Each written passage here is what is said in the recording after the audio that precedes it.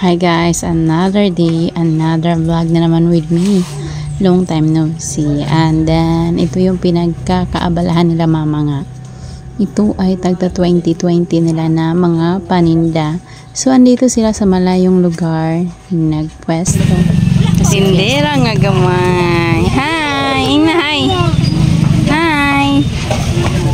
Binisita pala namin sila dito since relatives lang naman namin yung pinuntahan nila or dinisplayhan nila dito, kaya okay lang.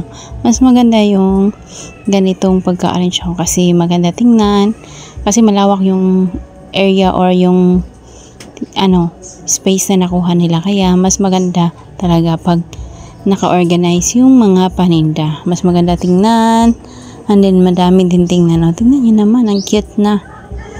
Nagustuhan ko din yung display nila ngayon kasi malawak.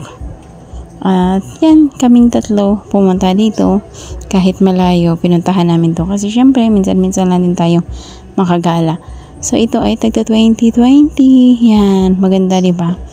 Sa 20 mo, ang dami mo nang mabibili guys. May cups ka na, may mug ka na, may plato ka na, kung ano yung mga gamit pang bahay. So ngayon pala ay fiesta.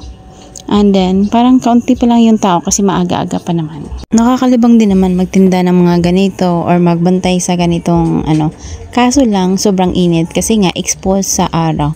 Kaya mahirap din Kailangan talaga mag-sunblock, lalo na ngayon ang init ng Pilipinas. At ito yung may mga laruan din pala sila. Basta assorted na yan, iba't ibang klase. Pero may mga nanagdag sa kanila ngayon may mga items din sila na more than 20 kasi ganoon naman talaga katagalan ng pagtitinda mo ay may mga hinahanap yung mga tumer mo na hindi fix sa 20 pero kailangan mo ring magtinda.